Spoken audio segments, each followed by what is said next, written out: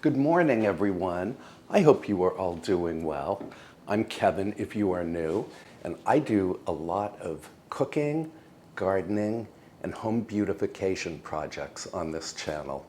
Today, I want to share with you some tips and recipes for hosting a summertime drinks and nibbles party. For this party, I'm serving a classic and naturally gluten-free Italian flatbread called Farinata, plus my signature cucumber cups, and crostini with guacamole and spicy shrimp. The signature drink is a refreshing strawberry slushie that can easily be turned into a frozen strawberry daiquiri with the addition of light rum. I will also add a cheese board that I can explain at the end of this video.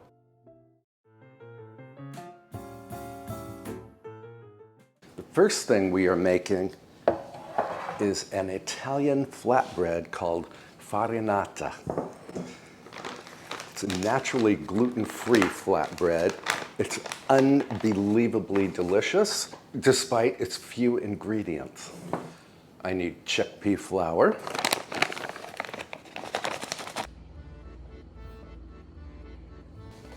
now I will post the ingredients in the description below. So that's chickpea flour, and then I need water, which I'm going to add a little at a time. You want to whisk the water and flour together and try to break up any clumps. I made a batch of this flatbread yesterday, and it was so delicious. I ate the entire batch last night. Now I need some salt and some olive oil. And that's it. Our farinata batter is made. All I have to do is cover and refrigerate the batter for at least 4 hours or even overnight. And I did make another batch last night, so I'm ready to go. And here is the farinata batter that I made yesterday, and I let it chill overnight. So what I need to do is just stir it up really well. Then I need a pizza pan. This is a 12-inch diameter pan, and I need to oil it really, really well. Olive oil is a key component of farinata. To brush this oil all over the bottom and up the side of the pan. And then we can pour on the batter. And use the whisk to mix some of the olive oil into the batter. Now, at this point, we could add some sauteed onion or sauteed zucchini to this, or we could add some herbs like oregano, but I love farinata just like this.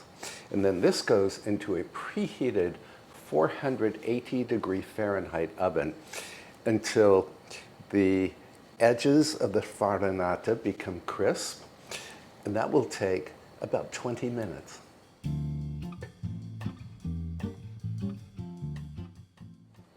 I put the pan on one of the lower oven racks. So the farinata has browned lightly on top, and it has pulled away from the sides of the pan, and it smells fantastic. To loosen it up here, it doesn't stick to the pan, mercifully. You can unmold this, and we can cut it into wedges, just like a pizza.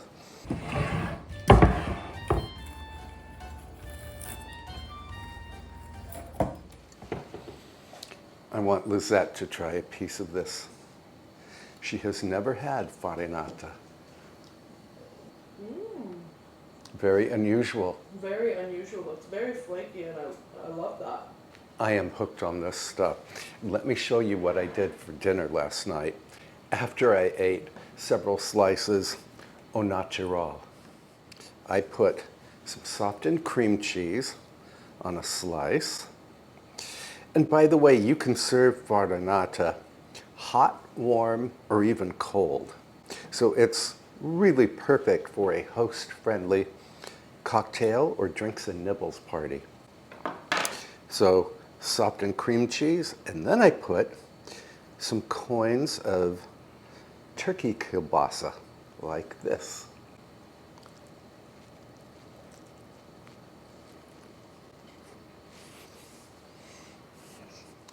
So you could serve Farinata just as it is, or you could do something like this, and then faint with pleasure.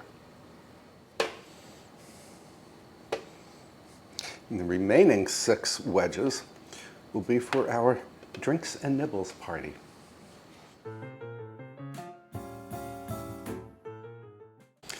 Our next little nibble is cucumber cups. Now this is one of my signature party appetizers. And I'm going to garnish the cups with parsley from my garden. This is parsley that you and I planted together from seed in late winter. And I'm happy to report it is thriving.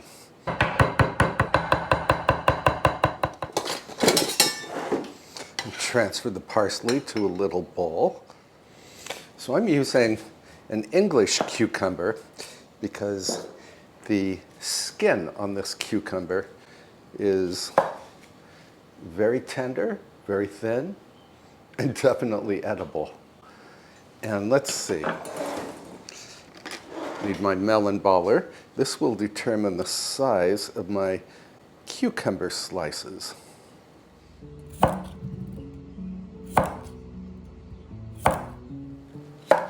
If zucchini is in season where you live, you can certainly substitute zucchini for the English cucumber. And you take the melon baller and just scoop out little openings in each cucumber slice.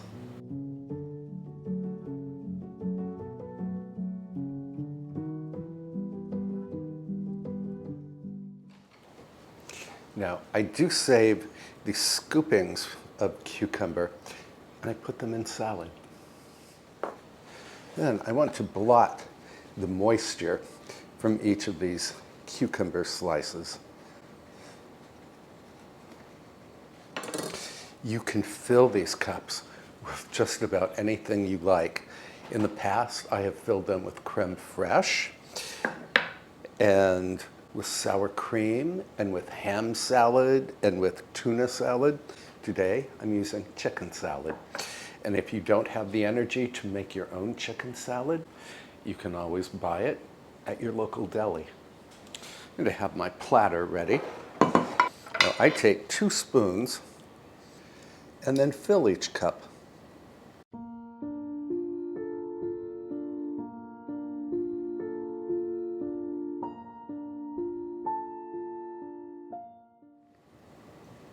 You can make these cups hours and hours ahead of time and just cover them loosely and pop them into the refrigerator. And onto the platter they go.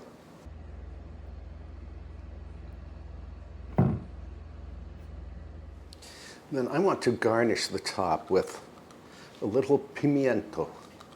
I know some people say pimento, but it's spelled pimiento. So that's how I pronounce it.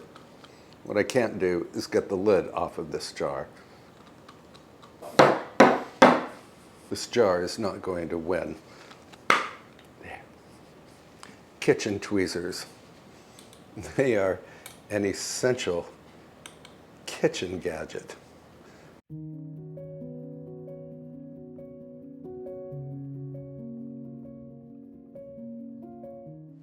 Finally, we can give these little cups and the platter a green snow shower of parsley.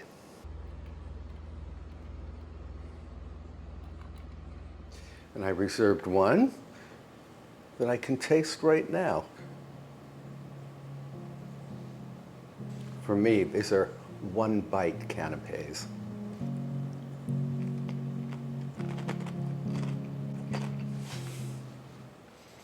These are so fresh and lovely. I love the crisp cucumber and the soft, savory chicken salad and this wonderful little mild pimiento. And of course, the garden fresh parsley. So I'm going to cover this and pop it into the refrigerator until shortly before serving time. And then I think we should arrange some flowers for our Drinks and Nibbles table. And once again, Lizette has brought me some flowers from her family's garden. These are peonies, and I absolutely love them. Now, I have peonies in my garden too, but I'm not sure if they're in bloom yet, so we're going to have a quick look. We will also look for some greens and maybe some white flowers in the garden that we can add to this little Drinks and Nibbles table arrangement. Let's head outside.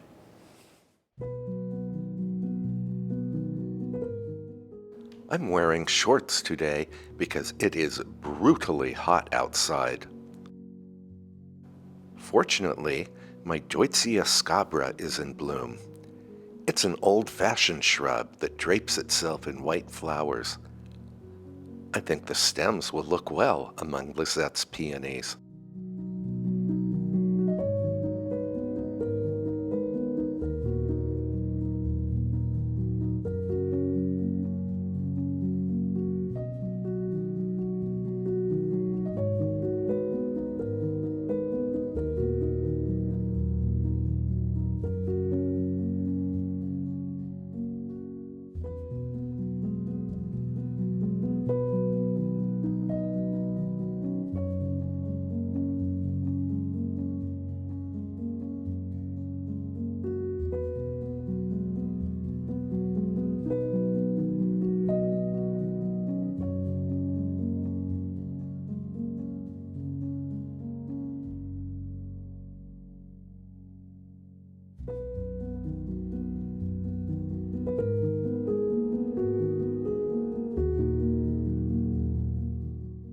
I have several peonies near my woodland garden, but alas, none of them are in bloom just yet.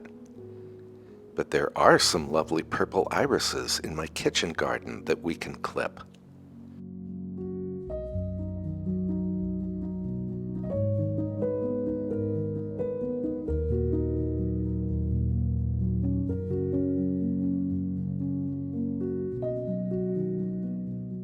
We can also gather some ferns for the arrangement. I clipped some upright yew as well, but did not film that.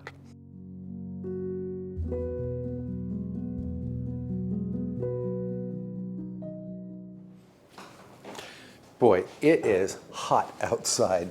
Now, I have covered my workstation here with landscape fabric just so that I can contain the mess. I find it's much easier to pick up one piece of landscape fabric that is filled with trimmings from my cut flowers and empty it on the compost pile rather than to pick up every single piece. And I do make a mess when I arrange flowers. I was wondering why it was so dark in here. Take my sunglasses off. And I have some floral preservative here that we can stir in.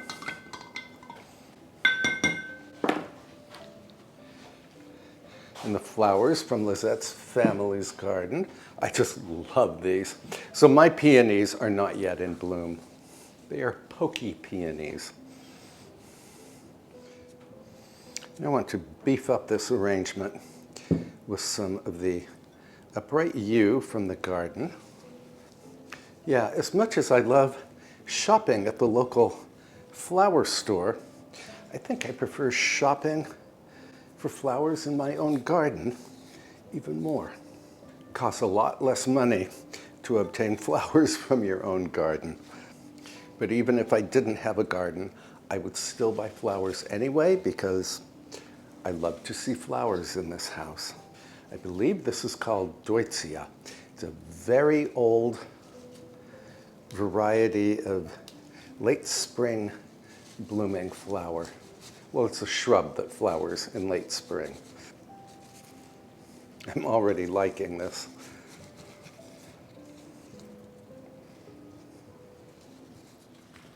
So let's add these gorgeous peonies.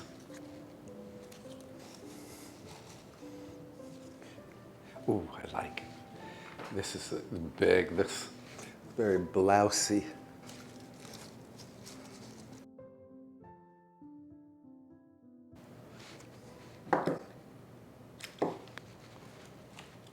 Now I'm cutting off just a tiny piece of each peony stem in hopes that the stem will take up more water. Peonies do not have a long vase life, but I don't care. I love having them anyway. This, I believe, is called Japanese iris. It's sort of a monster in the garden, and as far as I recall, I didn't even plant it. It just showed up one day.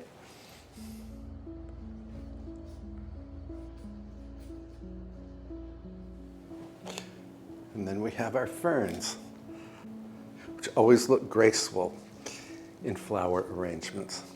These are just New York ferns. They're native to my area.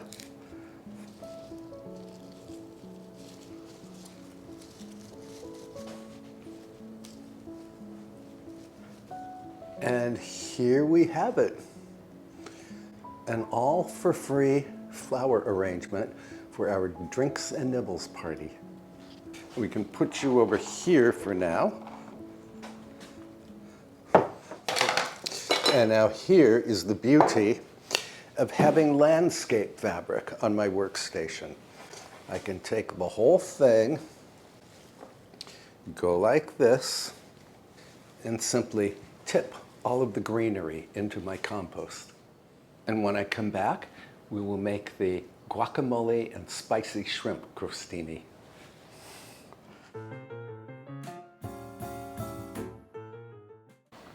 And on to the guacamole and shrimp crostini. Now, I found this recipe on Instagram, and I will put a link to it in the description box below, with the understanding that I am not going to follow the recipe precisely. And I want some olive oil ready over here. My oven is preheated to 400 degrees. And then I need to slice this baguette into 1/2-inch pieces, and I'm cutting on the bias.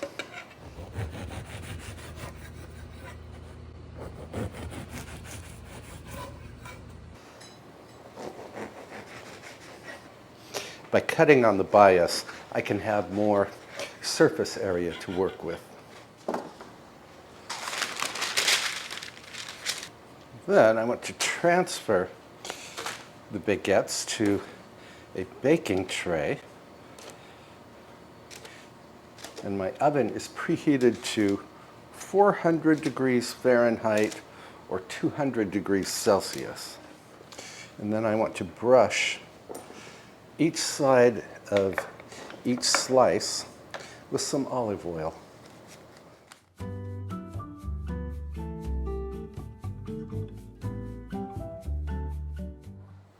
And now we can pop this tray into the oven until the baguette slices are toasted and crisp.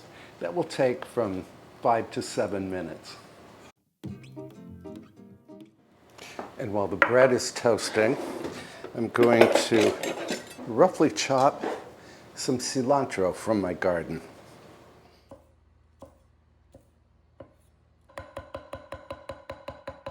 So I have never made these crostini before, but if they taste anything like the picture looks, I will be very happy indeed.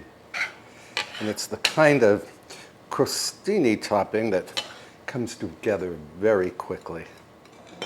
So I have roughly a pound of shrimp here, previously frozen.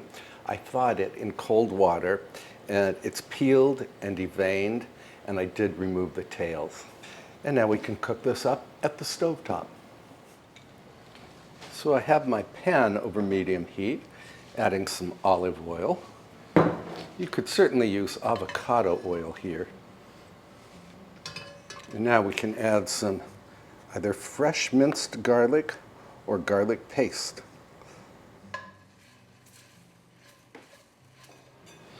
And now we can add the shrimp, some salt,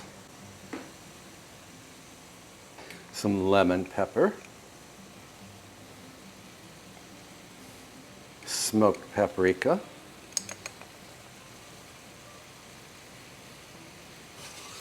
toss. And I'm going to let this shrimp cook just until it turns pink and it's done. And that will take probably 4 minutes in total.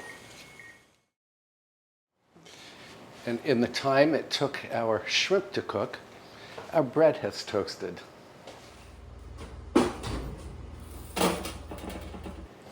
Now, the recipe on Instagram called for a whole smashed avocado, but the avocados at my supermarket looked just terrible this morning.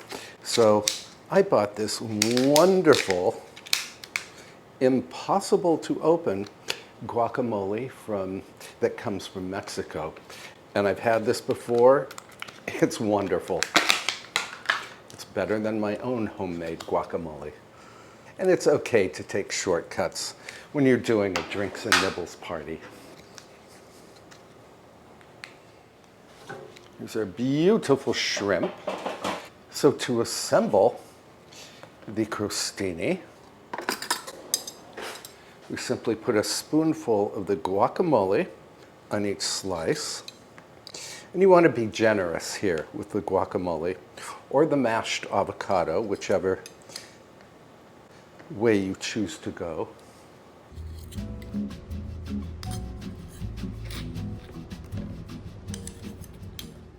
I did a whole crostini party about a year ago at this time, and I can put a link to that video in the description below if you are looking for other crostini recipes to try. I'm going to spread out this guacamole so that it completely covers the surface of the baguette, or the surface of each crostino. Crostino, I believe, is the singular of crostini. I'm making a couple extra so that Lisette and I can each try one before guests arrive. Once again, kitchen tweezers. Very convenient to have. And on goes the shrimp. Now, if your shrimp is very small, you could put more than one. My shrimp is medium size, so one is enough for each of these crostini.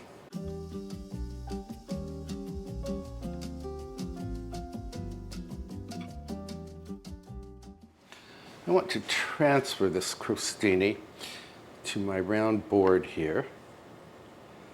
This is one of the boards that my friend Dan Fennell made, and I can put a link to his website in the description below if you are in the market for a cutting board. Then we can garnish the crostini with some red pepper flakes, just for a little kick. Not too much, unless you can handle the heat. And then a sprinkling of the fresh coriander or cilantro, scattered from on high. Well, I think these look very pretty. Let's see what Lisette thinks.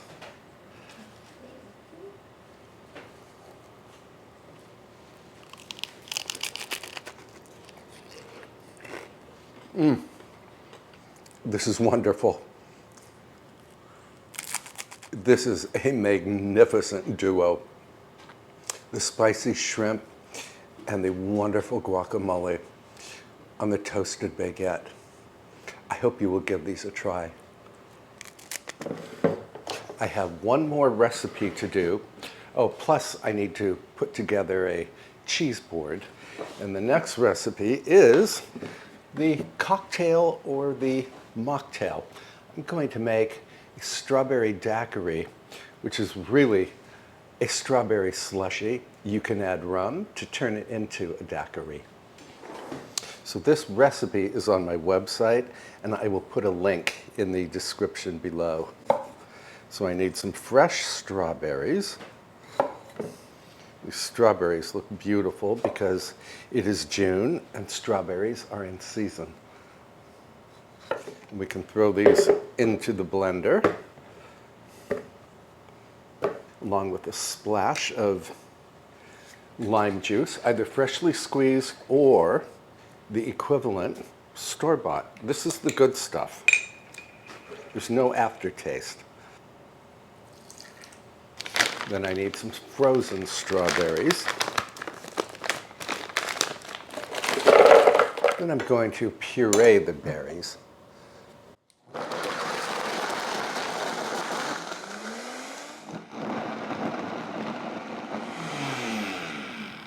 I can already tell this is way too thick. I'm using water to thin out the slushie. Let's give this a taste. A spoon.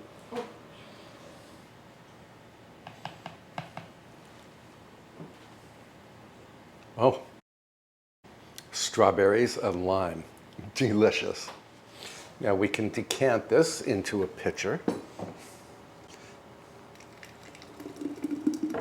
Going to pop this strawberry slushie into the refrigerator, clean up my workstation, put together a cheese platter, and then I will meet you in the parlor.